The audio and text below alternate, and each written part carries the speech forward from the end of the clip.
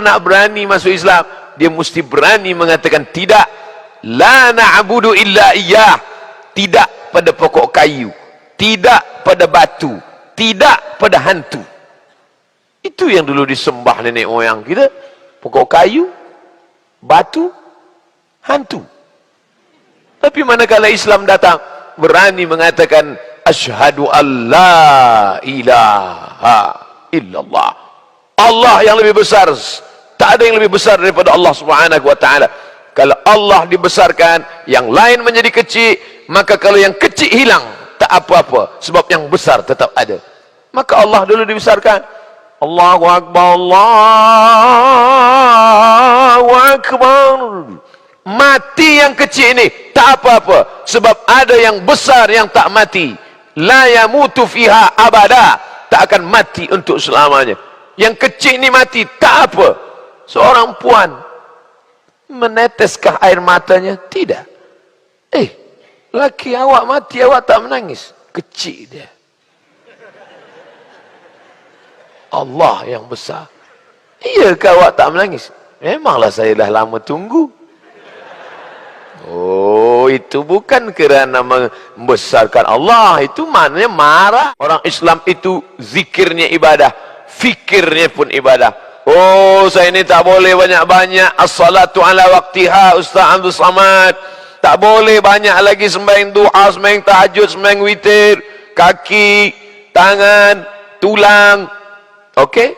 Tak boleh ibadah solat sunat banyak-banyak. Duduk baca Quran. Duduk baca Quran. Iqra'ul Quran, baca Al-Quran. Fa innahu ya'ti yaumal qiyamah. Quran akan datang pada hari kiamat. Syafi'an di ashabi, beri syafaat pertolongan pada orang yang membacanya. Baca Quran pun dah tak larang. Tengok 2-3 minit, bersatu titik ya dengan titik ba. Menangis.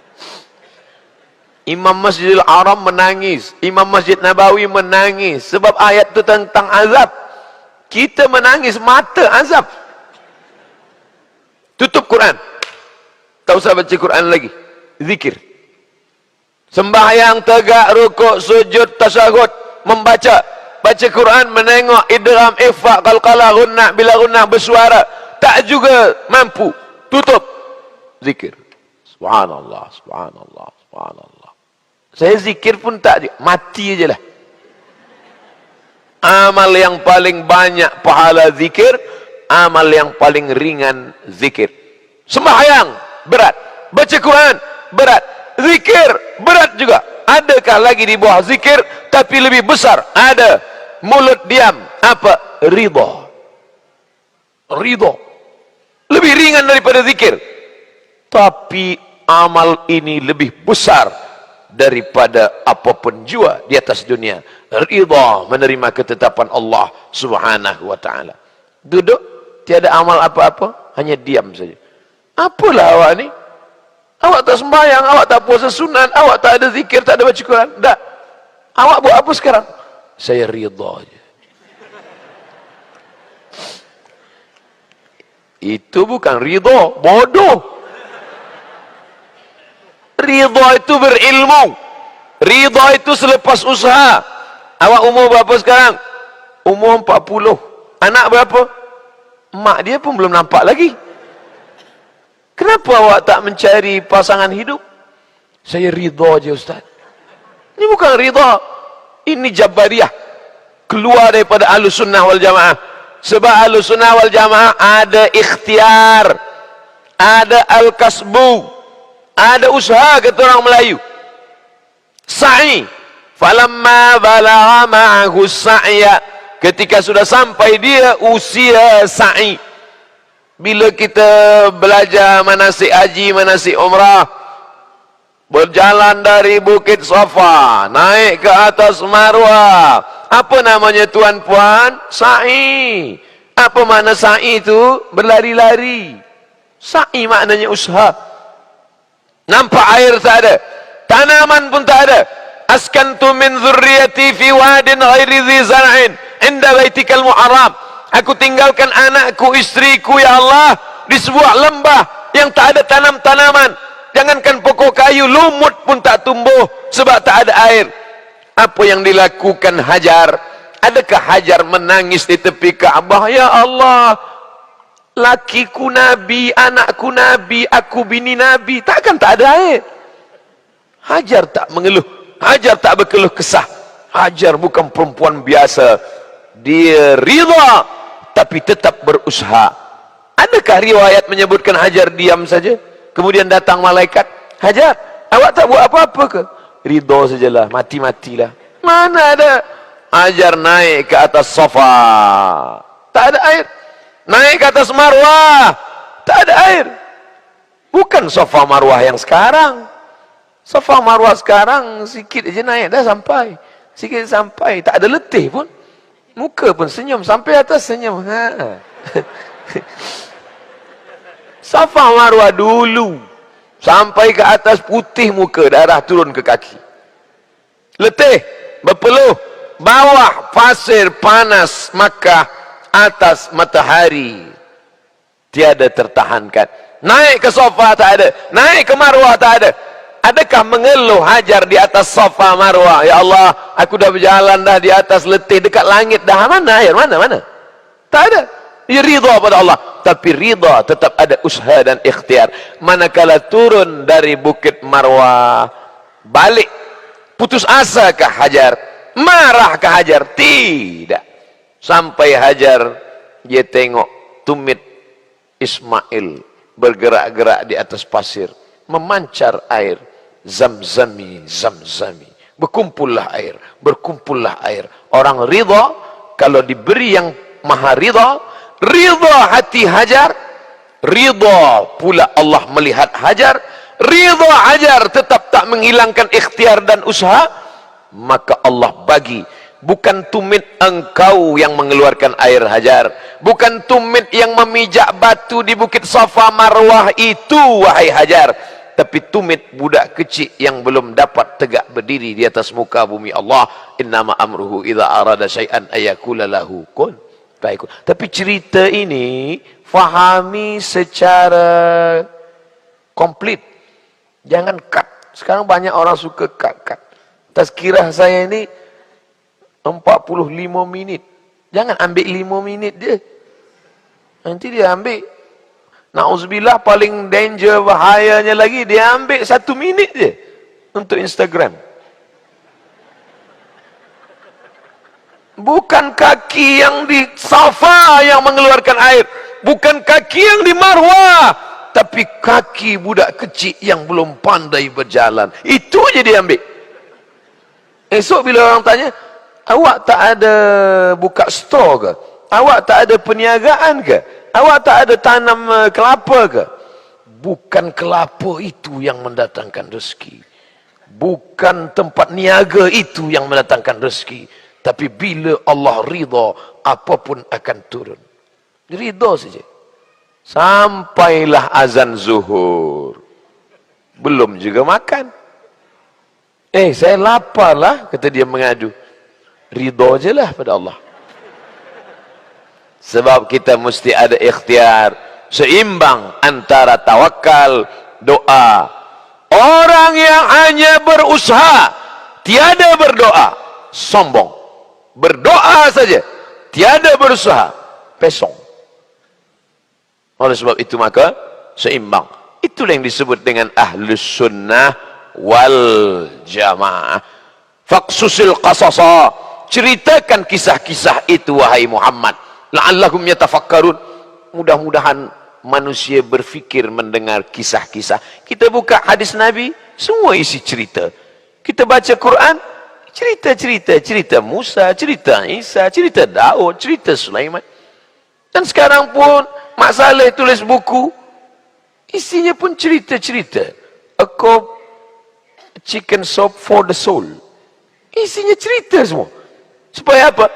Dia ingin orang yang membaca buku itu berfikir, oh, begini ternyata cerita orang. Dan Masya Allah, Tabarakallah, berapa kepala yang ada di masjid hari subuh pagi ini, duha ni, semua isi kepala satu, tak sama dengan cerita. Maka kata orang Melayu, kepala sama hitam, isi macam-macam. Kepala sama hitam, Yang beruban jangan sakit hati. Ridho aja menerima. Puan-tuan yang dimuliakan Allah Subhanahu wa taala, bagaimana supaya turun ridha Allah? Jangan persekutukan Allah dengan yang lain. Bagaimana supaya ridha Allah datang? Kecilkan yang lain, besarkan Allah. Inna salati wa nusuki wa mahyaya wa mamati lillah. At-tahiyatul mubarakatus salawatut thayyibatu lillah. Bagaimana supaya ridha Allah turun? Perut dia kita tumpang 9 bulan 10 hari. Air susu dia masih mengalir hingga ke ujung jari. Jangan lawan dia. Dengan bunda, dengan emak, diam. Macam manalah mak saya ni ustaz, makanan dah ada di atas meja. Dia pergi pula ke rumah jiran bercakap, anak aku tu kurang ajar lah, dia tak bagi makan. Sakit hati kami. Kami bagi dia baju yang baru, cantik, mahal. Dia cakap pada orang lain dia pakai baju kuyak. Tengoklah anak aku tak ada bagi baju. Berapa umur mak awak? 80. Syukur. Awak sudah dapat hadiah dari Allah. 63. Awak dapat 80. 27 tahun lebih. Awak sudah dibagi pintu surga. Jadi bagaimana kami menghadapi perempuan mak macam ini?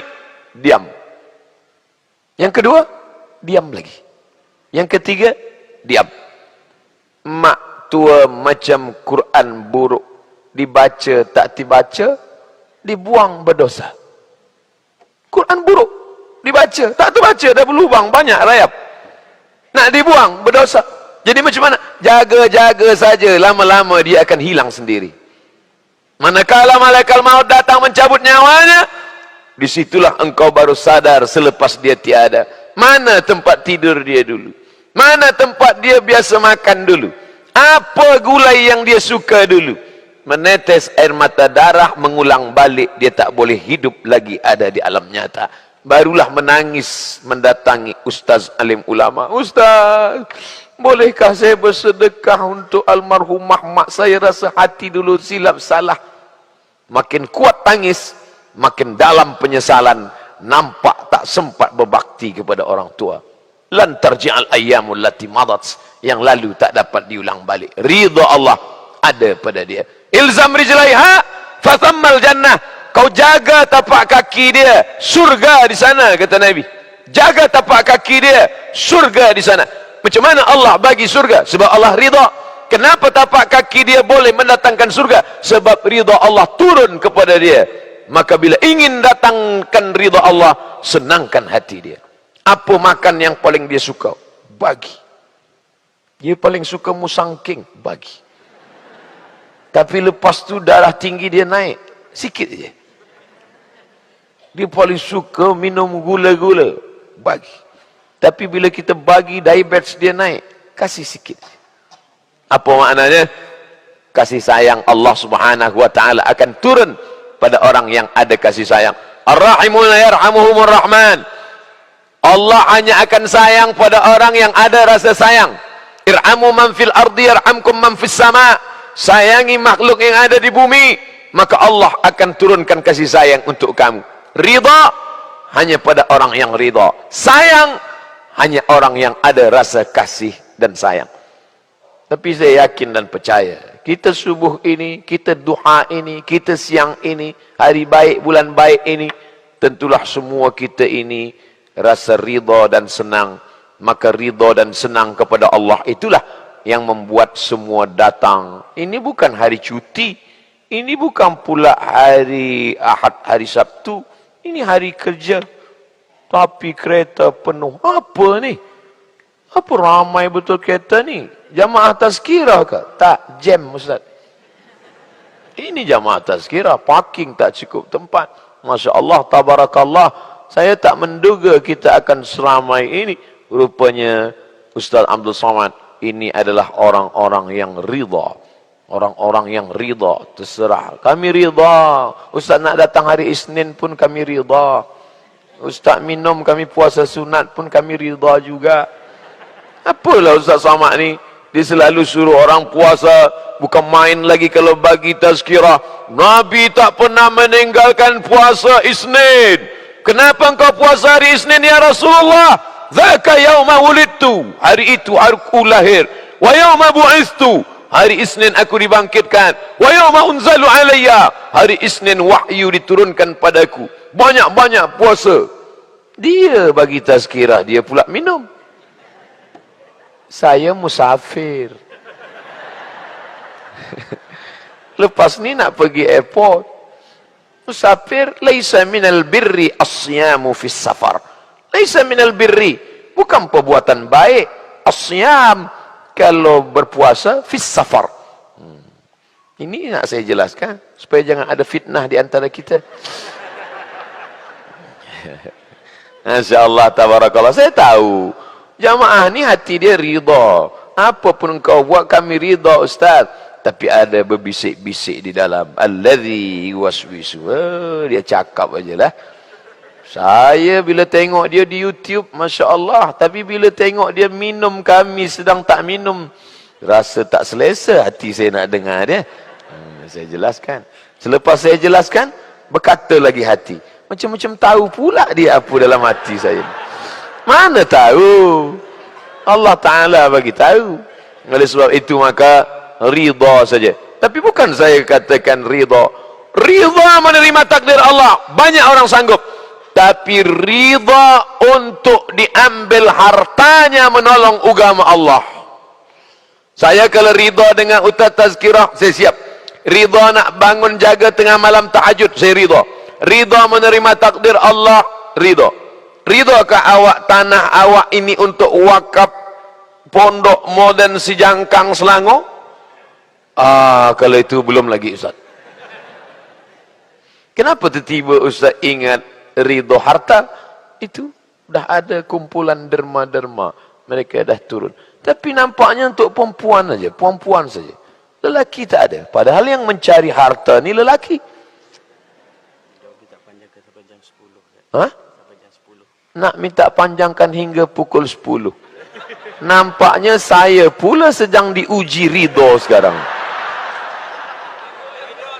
Memang ustaz kalau dia bagi tazkirah, cash and carry. Allah terus saja uji.